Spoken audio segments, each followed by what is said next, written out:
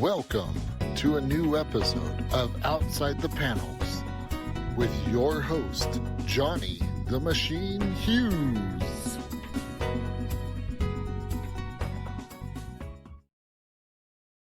On to an episode of Outside the Panels. I'm your host, Johnny the Machine Hughes, and if you know anything about me by now, it's that I love a good indie book.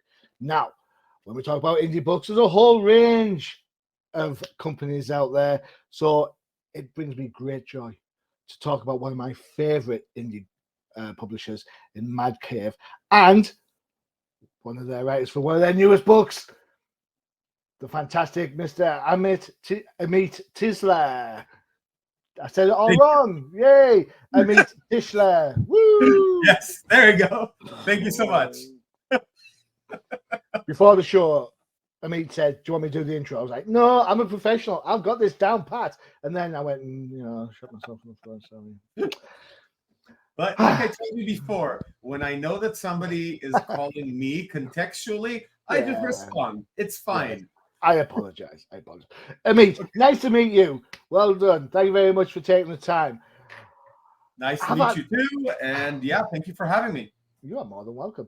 I've done a little bit of digging around. You're a very talented person when it comes to multimedia. You've done some stuff, right? Yes, I have. I've had a very strange career. Is the best way to put it. But I have done some things, I'd like to think. Okay, excellent. Where will people have seen your work before? What have you done previously? Ooh, well, it kind of depends on what kind of consumer you are, I suppose. Like if I'll do this. I'll summarize, let's say the little blurb of what my career more or less is, and then I'll just tell you like, hey, you might have seen this and this different things. Sounds like a plan.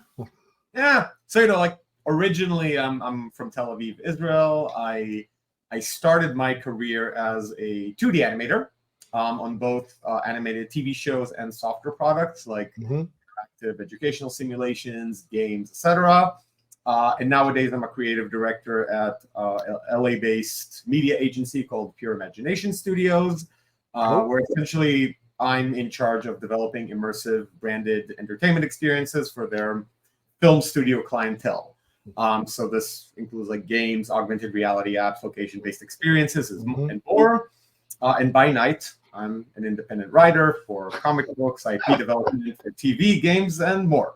So that's the, let's say, overview. Now, in terms of what I've done or different things that I've worked on that I'd have engaged with, again, depends on the time period and depends on the kind of consumer. So TV shows, offhand, I worked on, I was an animator on HBO's like Animals, on Adult Swim, like Mr. Pickles. Worked on a bunch of kids stuff like Rainbow Bright, La La Lucy. I worked on like a bunch of Nintendo DS games. Like there was an Adventure Time Nintendo DS game. Oh, okay.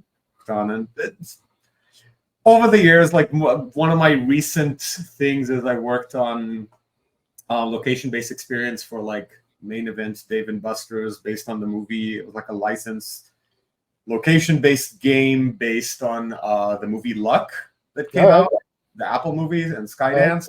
Okay. It depends on when. So, animation's your kind of forte. Creativity is in your blood. Why with all that fantastic stuff going on, take a alter ego as a comic book writer?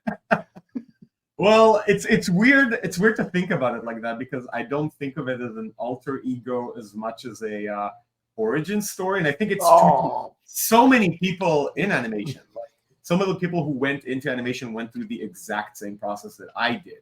And again, for me, it's just like I'm very passion driven in terms of the kinds of things that I like to pursue. If I know I have a capacity for something and I see an opportunity, I'm like, I can do this. So the same happened with games when I kind of transitioned from like being an animator to more on the creative direction design side, product design for just flat out software, like not even creative, just more like technical design. All of these things were kind of came from one origin, which was comic books. Now, oddly enough, yeah, because I was a comic fan as a kid, and this is really weird. But like, if you think of, so I grew up in Israel, right?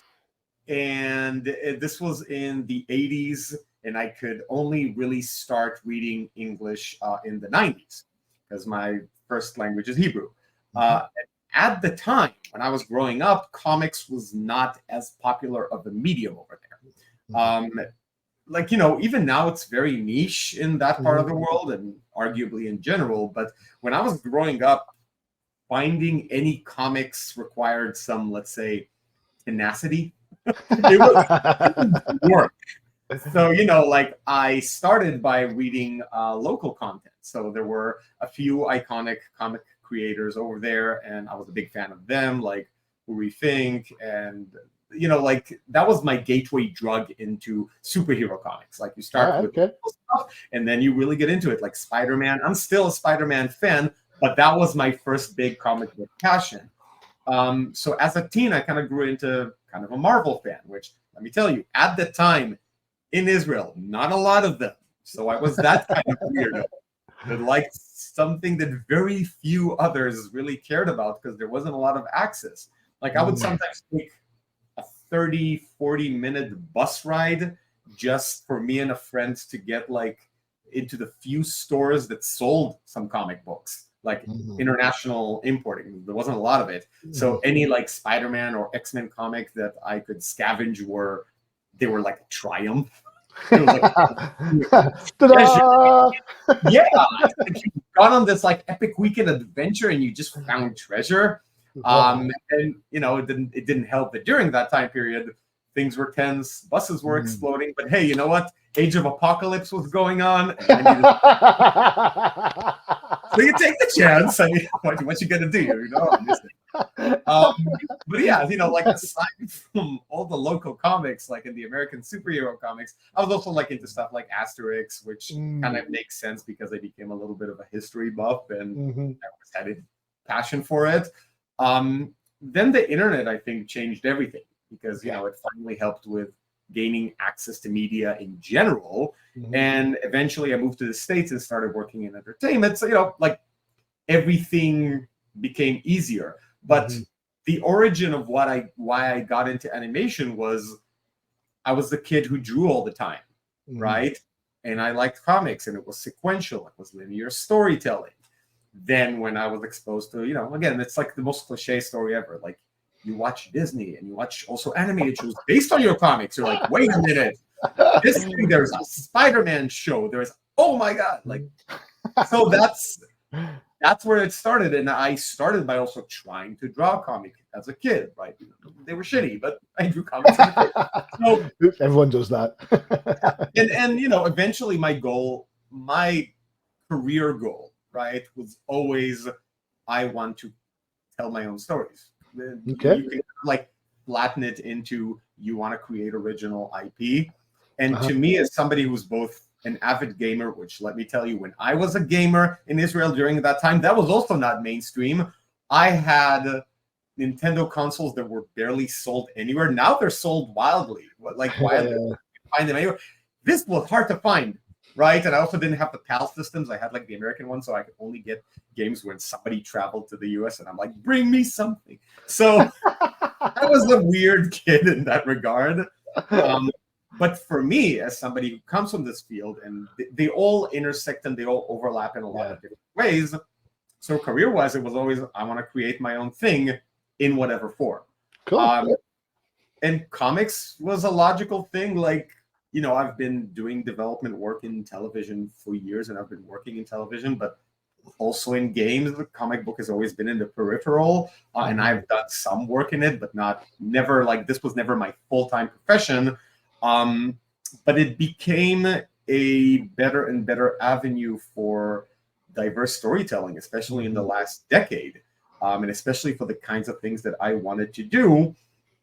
So just kind of made sense to me. This is going back to basics. Yep, sounds like a plan. Are you still reading Spider-Man comics now? You know what? Not as up to date on everything. Like I follow stuff stay there. Don't read anymore. Then stop. No, like now it's kind of where you started and where your interests were. So like as still being a Spider-Man fan, now it's all the derivative media for me. But as a reader, you know, my passion took me elsewhere because your tastes also change over time. Exactly. And you know, like the things that I'm right now a big fan of, just like pretty much anything that I read from James Tynion, because holy shit, this guy's prolific. Yeah, like Something is Killing the Children was like the entry. My wife loved it, and she was like, "You need to read this. This is tailor-made for you." And then afterwards, like a House to the Lake. Now I'm reading The Department of Truth. Like just phenomenal stuff. But it's a very different kind of content. It's a very different kind of storytelling. And that's what draws me in a lot more nowadays. So it's not the big mainstream things that I still have love for. So I still try to more or less like follow, but kind of, you know, falling away from it a lot. No, I get that. It's one of the things I love about comics is the fact is it isn't all just superheroes. There are things like Something's Killing the Children, there's Sunstone, there's all sorts of crazy stuff in between all the different things. So, you know, I always think there's something for someone. So, absolutely. That's exactly right. Like there's something for anyone, and now also for more demographics. In terms of, you know, there's a rise in YA, middle grade, like stuff that I'm like, oh, I wish I had such a diverse catalog to choose from growing up. I mean, across all of media. I'm not a very nostalgic person. Like I tend to be very critical of nostalgic mindsets. There's actually a comic book series, not the one that we're talking about today, Eden Frost, but I have multiple like graphic novels and books coming up in between now and like 2025. The next release after Eden Frost that I'm doing with Humanoids Publishing, I'm doing it with another partner, Elliot Spurl, who's a person I worked with, a good friend that I worked with in some animation studios here in town. And he's like been a Bob's Burgers veteran for a really long time. And that one is very much like, that story is going to be very understanding, but pretty critical of the idea of nostalgia.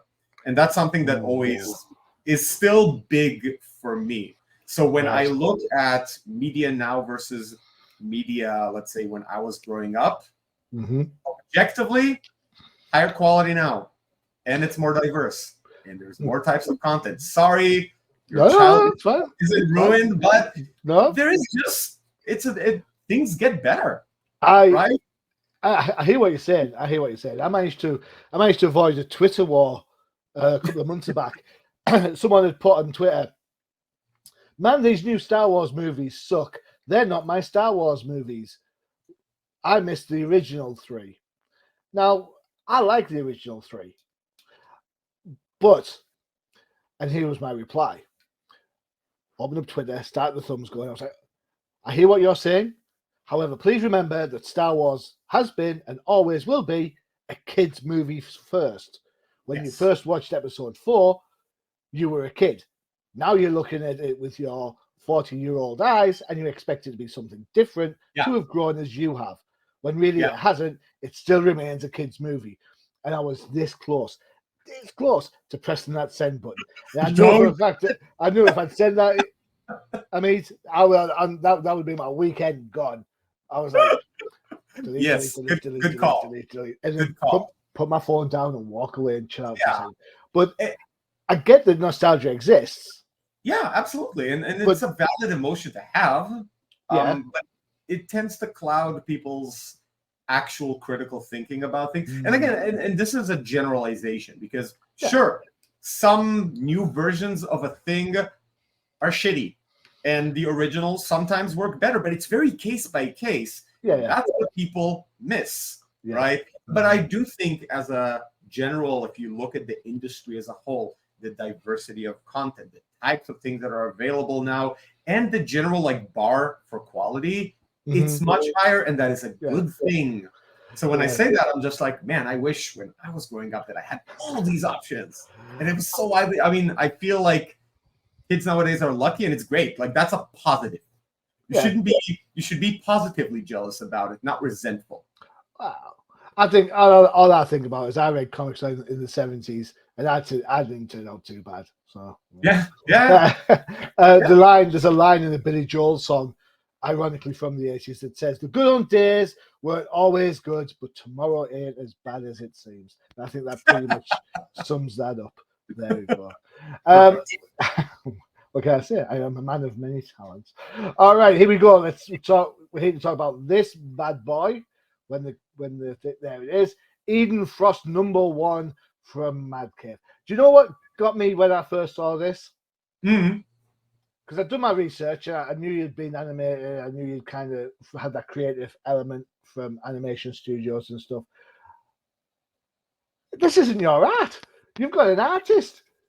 How hard was that? Yeah, that's right. How hard was that for you to write a story and then actually hand it off to another artist to do their thing? Honestly, not hard at all. Like it was Like, it was by design. It wasn't a compromise as much as it was by design. I came in and the deal I negotiated was I'm not the one drawing. And and again, this is, I think, part of it is just personal philosophy or personal career track, or also like just how I view production or the end goal. In the end, right, I started as an artist. Great. But for me personally, always a means to an end, right? I got into an industry with a certain goal. My goal is to tell stories. It doesn't have to be me drawing it. Then you also have the objective truth. I'm a fine animator, good enough to get all these jobs and do all this work. I'm not a comic book artist. There are much better, especially nowadays, younger talent. Sorry, older talent. Respect to everybody. This is an individual. There is a bar. Oh my God. The new artists coming in. Listen, I'm a director nowadays, right? I manage talent. The pool of talent is insane. So many emerging artists on such a high level. So you have to be objective and go, there is no way. And you look at Bruno Frenda's work. I'm like, this dude will kick my ass in every single way possible. Like he is so good. He is a professional. There are people there who are better for the job than me. I generate the story. I create the IP. My end result is to tell the best story possible in the best way possible, not to dominate and own the entire thing and say, haha, I am the God and divine authority. No, I come from, again, animation, video games. These are collaborative projects. Yeah. Even if you're the lead, even if you're the whatever visionary, these are all team efforts. Yeah. Right. And it's a great benefit and a great privilege. You get to work with people and direct them because you do bring the experience. You know how to communicate with them because you've directed before. You've mentored artists before. Like you've been there yourself. What a lucky break to have people that you can work with and lead essentially towards your vision and then contributing to it. Right. There were so many instances, especially with Bruno, where I remember like I created, again, I work in a very like methodical way. I create all these art guides and like, here are your references for the environment. Like I had to do all the research and I did the initial, like I hired artists to do a lot of the initial designs that were very much in a specific style that I wanted. That instantly I'm like, there are people who are so much better at doing this style than me. So why not hire them to do it, right? Yeah, totally. And those were his guides. But even during this process, he would read the script, and every once in a while, he would basically propose, in order to get to the same end result, slightly different solution. And when I look at that, I am always happy because I'm like, tells you just someone cares and has a vision. Yeah. And B, sometimes it just makes things better, right? It's checks and balances. You're like, you would have gotten the same end result, but the way you've done it, that's creative, that's smart. Hell yeah, let's harness that. So to me, that is a privilege and a positive. I get to focus on story and narrative. I'm juggling between having let's say, a jobby job, right? A day job. Yeah, and this job. So keeping things within scope instead of like dying on your sword is a pretty important philosophy to have. Agreed. So to me, it's been an honor working with both Bruno and Taylor and James, who manages these projects. Like, just a wonderful crew that is all putting a lot of love and effort into this. It just makes for better products. Cool. Perfect. Right. Start at the top then. Eden Frost. What's the 411? What's the story? Absolutely. So Eden Frost is essentially telling the story of it's historical fiction. It's an adventure drama comic series, and it tells the story of two young siblings, Alex and Yuli, that use the mystical power of a golem, and I'll put that in with a massive asterisk, to survive the chaos of the Russian Civil War.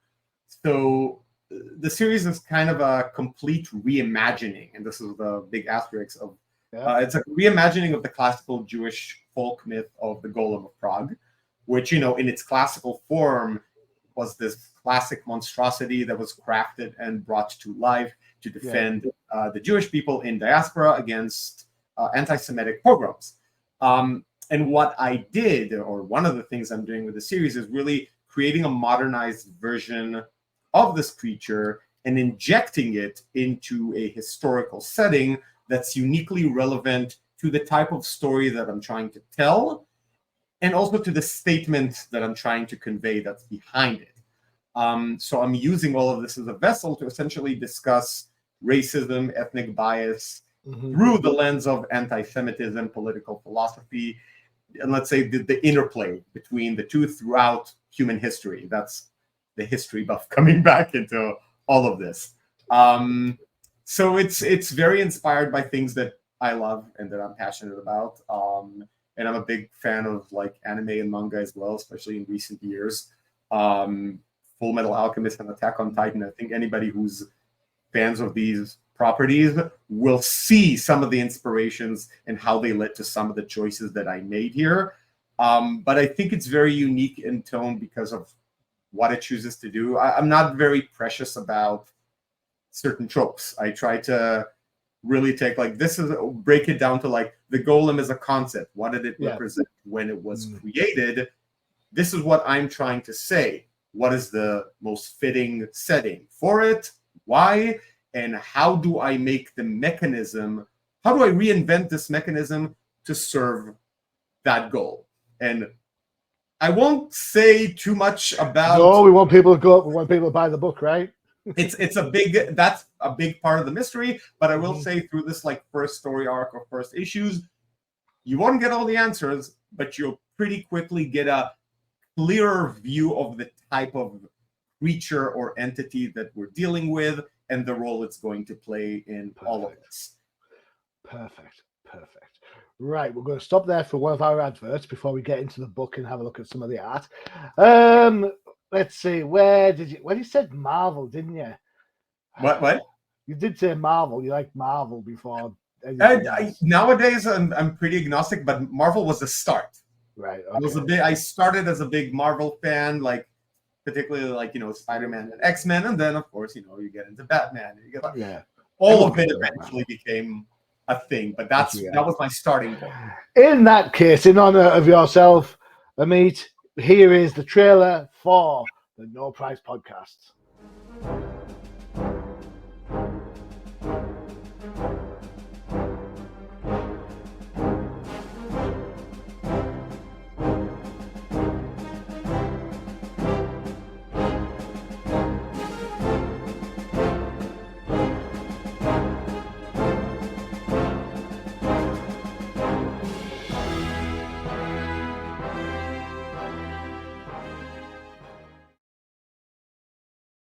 That looks awesome. There you have it, the No Price Podcast for everything Marvel, Disney Plus, and MCU. Getting ready for the new series of Ahsoka, and of course, the Marvels movie that's due out in a couple of months. We might even talk about some comic books. Who'd have thunk? Right, let's have a look. So we've talked up the art for the book, and there you go. I looked at this, I was like, wow. Yes. Straight away, I was like, whoa, what's going on? There is a ton of great imagery on this page. How is it that you kind of,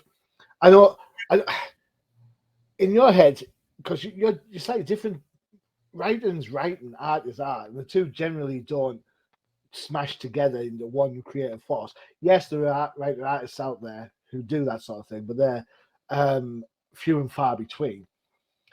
In your head, how is Bruno matching up to what you saw in your head when you think about art for your story? Because it must be, you can't just switch it off. You can't just think, oh, well, I'll just write the story and not think about what you want to see. Oh, of course.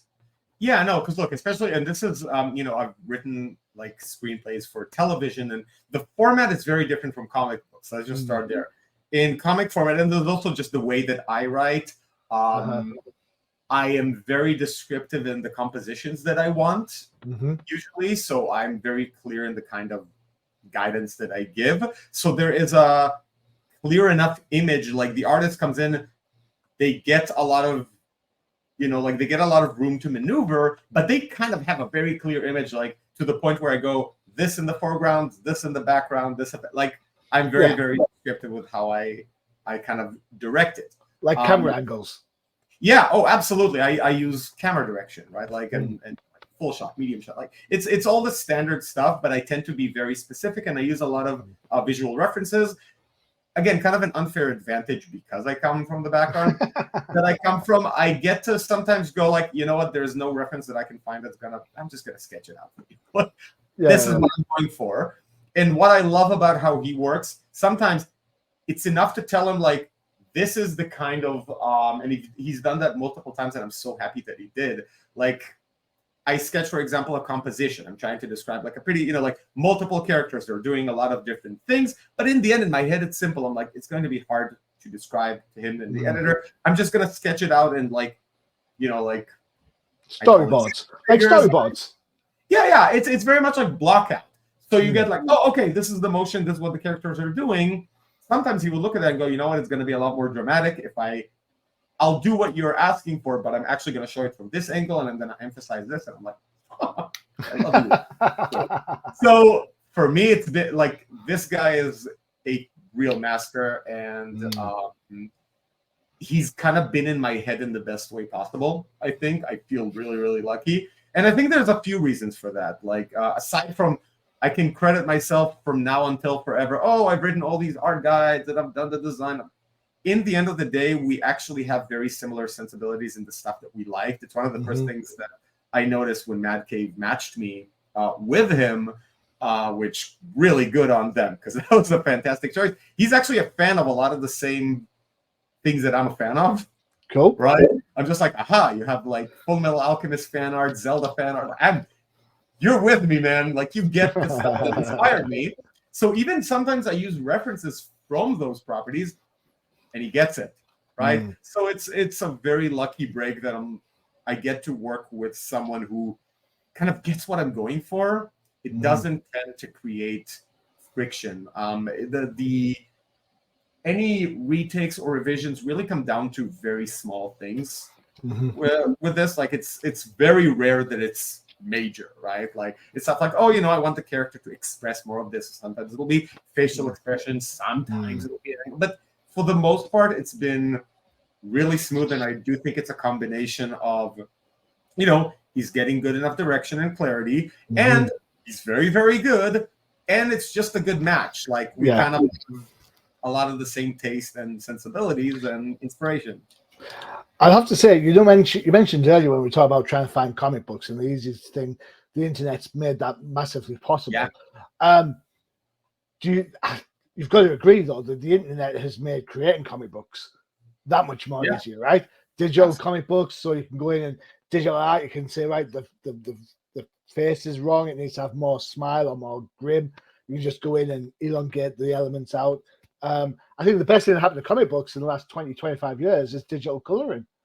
Oh, absolutely. Yeah. Digital coloring, digital effects, like you have a lot of things that help you speed up the process. Also, just in terms of communication, because of the access to a lot of different kinds of visual references, the ability to just, again, speed your communication. I get to put a hyperlink in my script and say, when I describe this kind of thing, here's an image I downloaded from Google Images of exactly that. Yeah. All he has to do is click it. He sees it. He goes, got it. Yeah. You've just cut out, like what used to be a much harder, like you would have a pipeline and a schedule that you have to adhere to, and you have to make it very clear. You have to put it. Now it's so much easier, and this is all just digital and internet forms of communication. It is easier. I'll have to tell you. I'll have to tell you a quick story. A couple of years ago, before the whole lockdown and COVID thing, I'd gone to. We have a show in the UK called Thought Bubble. It's like a week-long art festival, and then culminates in like a Comic Con.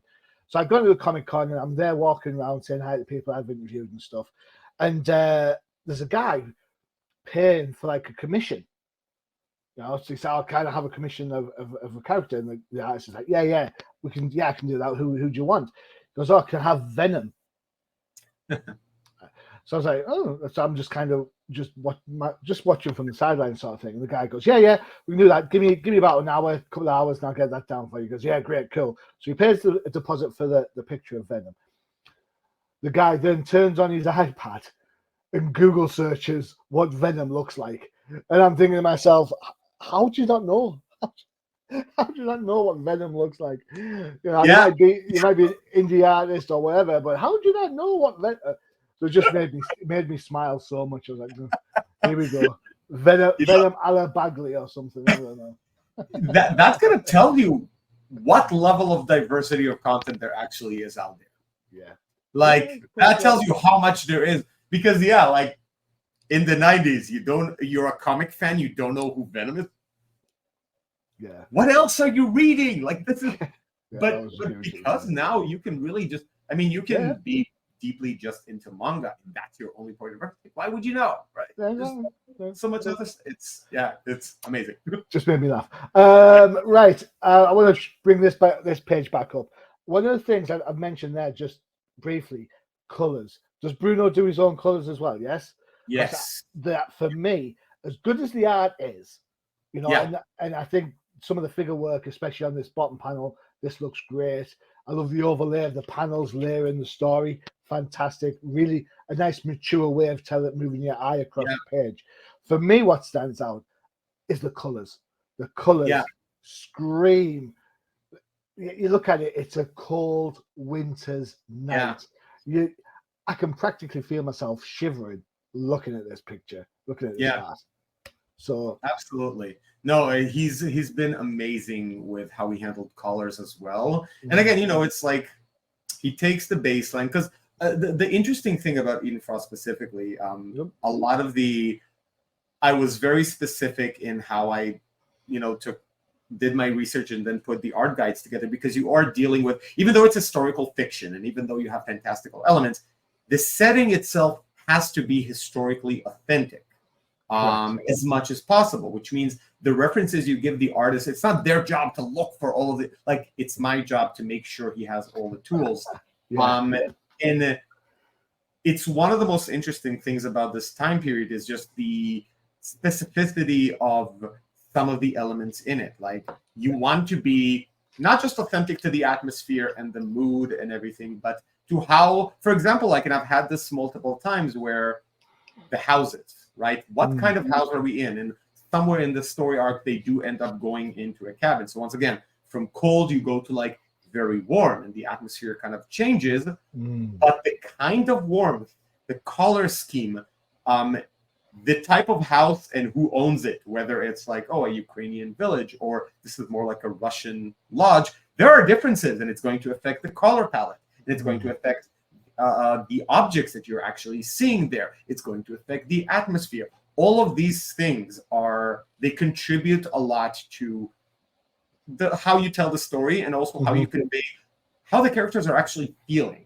And he's been really good at understanding these color palettes and translating them into these scenes in just a powerful, visceral way. So and there's also a few things that you'll see throughout it that are purely like supernatural, fictional. He was able to really just amp things up in wonderful ways. So it reads very, very dramatic, and again, very emotionally driven and passionate. Good. Sounds you sold me on it. What was it like? You mentioned working with Mad Cave. This is a Mad Cave book that's coming out.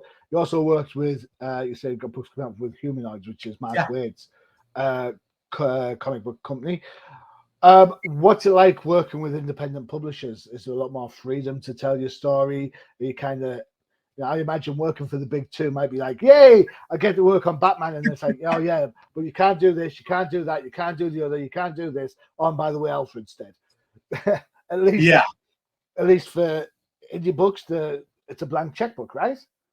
You know what, it's been really interesting from my perspective for a few different reasons, also because of my background. So I've worked with a lot of the big, let's say, IP owners, film studios, in a non-comic capacity, like either animation or video game adaptation. So the strictness of brand guidelines is a serious thing. But another thing that I've done is I've optioned, like original shows that I've written or co-written to studios in Hollywood, right? So like Cartoon Network and stuff like that. And it's a very different process in terms of, I think one of the nicest things really, and I know it varies, both Humanoids and Mad Cave have been just very, very kind, very professional, and just very good to me and to Elliot when we work together. And it's very creator driven. And I do mean it. It's not just a buzzword. Like in TV, you will option something, but the amount of, let's say, there is, even when they do let you kind of run things, there are a lot of roadblocks. There are a lot of by committee, like decisions, or there is a lot of influence or pressure from different parties on what can be done, what shouldn't be done, where you should take something, where you shouldn't. And indie comics, really, when it's your own title, they really do essentially try to maximize your vision. It's one of the things that I wasn't sure about coming in, but I'm like, I guess I'll learn. This is the only way.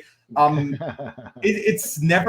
never felt with any of the editors that I've worked with and with any of them that they tried to in any way influence the vision or change it from whatever I wanted. It was all very, hey, you want to achieve this thing, and our job is to try and maximize it, make it the best that it is, and get you there. That has been absolutely wonderful. Perfect. We are running short on time, but you know what? I'm going to keep going because I'm having such a blast. So a couple more questions. Please.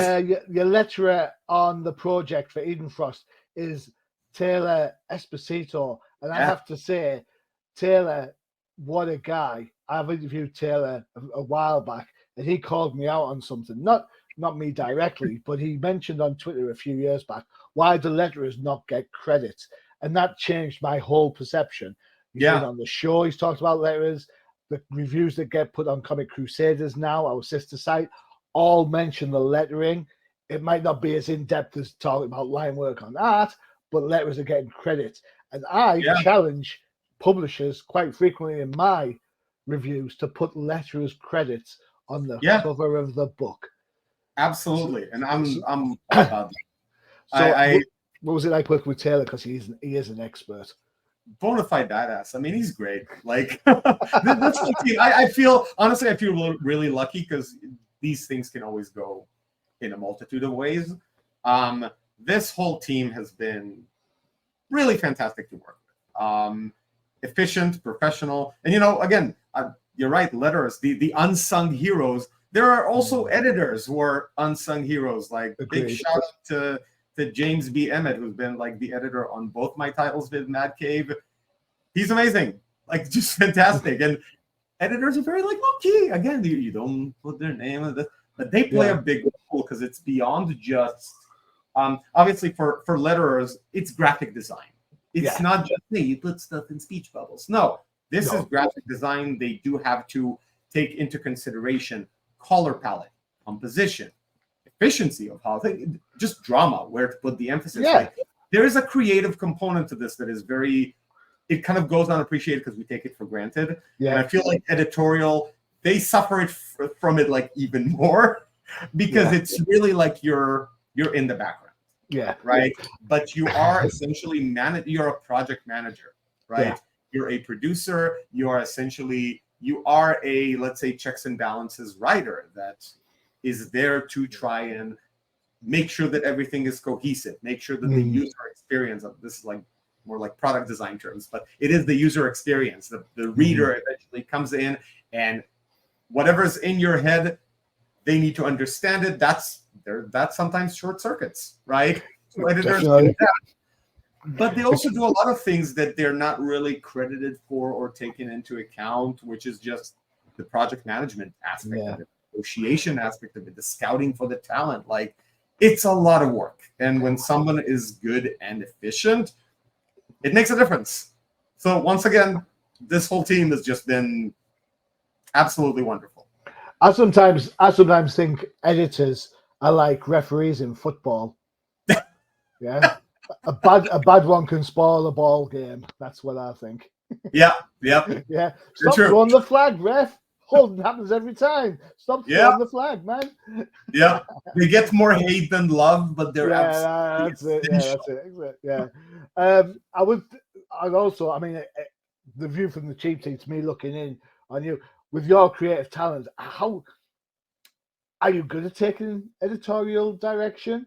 Because I always think, and let me ask this before I give you before you answer, let me give you some context. I always think that writers, especially indie writers, are themselves their own mini editor, because they're the ones who kind of, as you say, put the research together. They want to see this, they want to see that, and that gives you a sense of the need to review everything rather than First, I'll say this first before I say anything else. I don't think that's for me to determine. Like, that's kind of, it's I feel like it would be unfair to say I am great about it. Like, I'm the best. I'm not the one who has to put up with my shit. I can tell you what I aspire to be and what I hope I am for the editors. If they want to say otherwise, I'll have to respect that, because in the end, it's like, I'm a good person. That's not really your call. Like, let me just get him on the phone right now and let's see if I know, shall we? You know what? Go right ahead. That's the thing. Like, so first of all, it is kind of their judgment is what matters here. Like, they'll tell you if I'm good to work with or not. I'd like to think that I am, and I hope that I am. So I'm only giving you my perspective as a writer. Yeah. That's a solid one. By no means objective. It's not that I don't have an ego. I'm just not a princess. So fair enough. That's how I like to think about it. But no, like, for me, editorial is always a negotiation, right? Right. I have never had a lot of trouble with this because I feel like it never went off the rails, or it never became any, like, whatever you have to negotiate with the editors, it's usually an issue of either again, kind of throwing software product design, but it's UX, it's user experience, right? It's like, what's the best way to communicate this? Oh, this might be confusing for the reader, because I know that I get the point. Is that why has this happened? It's not happened before. Exactly. So, like, the first step for me is always to go, like, okay, to realize that I'm coming in not objective. No matter how much I am my own editor, I've thought about this, or me and Elliot work together and on our titles, and we kind of act as checks and balances, like you're in an echo chamber. You do need, in the end, the editor is a person coming in who is the first person to see it that isn't you. And it doesn't matter if you disagree with them. You've just done your first QA test. Right. And if they notice a problem, then you failed that test, and you have to, at the very least, humor it or take it seriously. So I always take it seriously and with the gravitas that it deserves. Then becomes the exploratory thing of, like, whether you agree or not. For the most part, most hills are not, again, from my experience, not really worth dying on. Like, sometimes it's such small things, like, why be a prima donna? I'm like, yeah, that's fine. Getting the same end result. And they're right. Like, maybe this would read better. This would be shorter. This would be smoother. We get too cocooned, don't we? If we create something, it becomes our baby, and we kind of get a little bit tunnel vision about it. Whereas an editor can come in and they're looking like that big picture, and we get to. I don't know. For me, I tend to get focused on one aspect, and it's like, and I forget that something else is happening over here. Absolutely, absolutely, and again, it really is dependent on the editor as well. Yeah. Like if the editor, it's like you said, the referee. If they're bad, so Yeah. but let's come with the assumption that everybody is good, right? Yeah, Everybody's yeah. got good Nobody faith. wants to go to work to do a bad job. Exactly. So hopefully, Yeah. like so, assuming that that's the case, it really comes down to like, is there a lot of trust? Because and I can tell you that is a constant thing. So the way that I write or my writing style, I like to not be too explicit. And it's a thing that I really, again, very anime influenced. Like I like to create a lot of ongoing mysteries. I like visual storytelling, and I like to be gradual, and I like subtlety with a lot of things, a lot of nuance. So very often when you read my things, I'm pulling back a lot to never be too explicit. I'm kind of policing myself in that sense. I'm just like, no, do not spoon feed them. They will get it because you've given them enough. Because I know that, again, I'm always thinking of like, when I write something, it has to be the kind of thing that I want to read. Because the best feeling as a consumer of art of any kind is positive jealousy. My wife talks about this a lot because she's also an artist. And, it's when you look at something and you're just like, oh my God, this is so good. That's so good. Like, why? Why can't I do this? I want to do that. Damn you. Well, I have a theory. I have a theory about this, and my theory goes something along the lines of: no matter what we do, no matter where we go, there's always a bigger fish. Always, right? Of course. But then what we forget to realize about ourselves is that we ourselves are bigger fish to someone. Absolutely. And the bigger fish are something to strive for, right? Or to get inspired by. You want to get better. It's not about comparison or contrast. Exactly. It's about understanding, you know what, I've got game. There's people who will think you're a big fish for your animation. You know what I'm saying? And there'll be people you think are bigger fish, like Disney and so on and so forth. That, it's just the way of the world. There's always a bigger fish. Absolutely. We need to get rid of that. The big fish is a negative, and we need to start seeing the big fish, as you say, as something to strive for. We need to recognize our own successes and how good we can be at what we do. Yeah. And if you recognize your own successes, you also recognize the things that you're not as good at, but you can get better if you have a good source of inspiration. Again, this is one of the things that when I read like a lot of James Tynion stuff, like he's very good at this. Like he's kind of a master of keeping your attention without ever feeling frustrated that you don't have all the answers. And it's a balancing act. Definitely. And it's something that I really like to do. So with an editor, there has to be a lot of trust. And right now, me and Elliot, like on one of the titles with Mad Cave, that one is very like, again, Tynion inspired. It's a horror themed series and it has an ongoing mystery in the same way that Eden Frost has multiple of these like ongoing mysteries. So the technique in both of them requires very often for me and the editor to just have a very open and transparent talk of like, if he's like, hey, I'm afraid that the audience might need a little bit more here. And then it becomes a negotiation because you go, okay, so it means that emotionally he felt like that you're getting close to the edge of frustration. So it tells me, all right, I need to do something about this, but I also have to negotiate how much, knowing I shouldn't go too far because now you're crossing the border into how much salt you put in the meat. That's what it is. How much salt you put in. Mind you, I've got to say, horror themed ongoing story. Are you writing Scooby-Doo? Oh, it's not a comedic one. Oh, much like Eden Frost, it is not a comedic one. Can't talk about it yet, but fair enough. You know where I am when you do. Let's check out. So here it is, Mad Cave website. The book is available to pre-order. It's out on November the 22nd. There are some pre-order links there. You can add it to your cart. There's a couple of pages there you can have a look at to see if you like what we see. Those are the pages we've looked at ourselves. So there we go. If you want to follow Amit on social medias, there you go. You've got Twitter. Yes, it's still Twitter. It's none of this X malarkey. Call it what you like. You've got some Instagram stuff, and you've got some LinkedIn for the professional elements, all on there. A couple of websites for you to have a look at. You've got Mad Cave Studios. You've just looked at it. You'll be able to then, as I say, pre-order the book, and then check out Amit's own web page, full of humor.